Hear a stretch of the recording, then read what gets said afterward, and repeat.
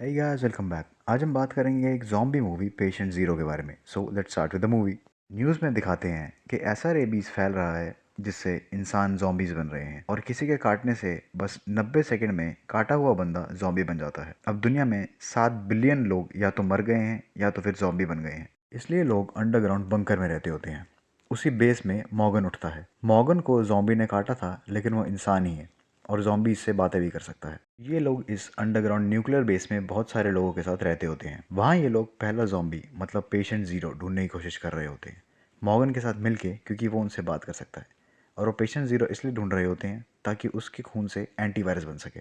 Main doctor जीना, Morgan और कॉलोनल Knox के बीच में कलेश ही लगा रहता होता है, क्योंकि ज़ॉम्बी पकड़ने में उसके बहुत सारे सोल्जर्स मरते होते हैं। यहाँ पता लगता है कि मॉर्गन और जीना का तो सीन चल रहा है। अब ये लोग एक और ज़ॉम्बी पकड़ के लाते हैं, लेकिन वो खुल जाता है और मॉर्गन और जीना के दोस्त को काट लेता है। ये लोग उसका हाथ काट देते हैं, लेकिन वो फिर भी मर जाता है। ये वाला ज़ॉम्बी बताता है कि ज़ॉम्बीज़ पेशेंट ज़ीरो को दी ओरिजिनल बोलते हैं, लेकिन ये नहीं बताता कि वो है कहाँ। पहले वाला ज़ॉम्बी और ये वाला ज़ॉम्बी दोनों मिनेसोटा से होते हैं।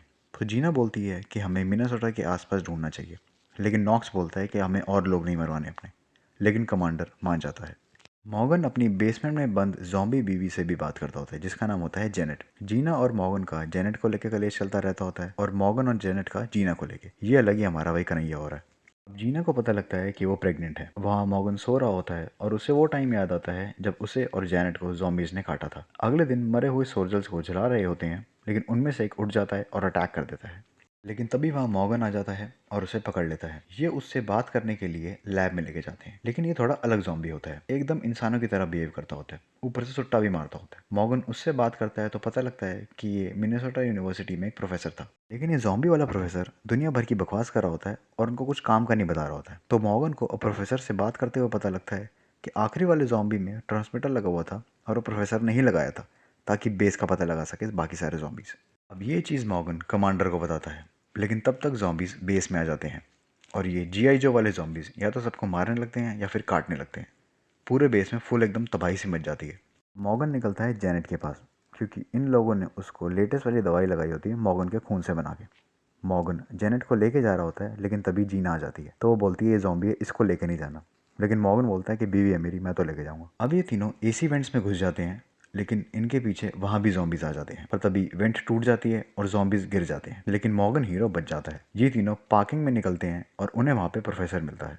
वो बताता है कि मॉर्गन तू है हम ज़ॉम्बीज़ के लिए पेशेंट ज़ीरो, इसलिए तेरा मरना ज़रूरी है। मॉर्गन और प्रोफेसर की भसड़ हो जाती है, लेकिन मॉर्गन हीरो प्रोफेसर को एक सुअर में घुसा देता है। लेकिन प्रोफेसर वहाँ टंगे टंगे बाकी सारे ज़ॉम्बीज़ को बुला लेता है।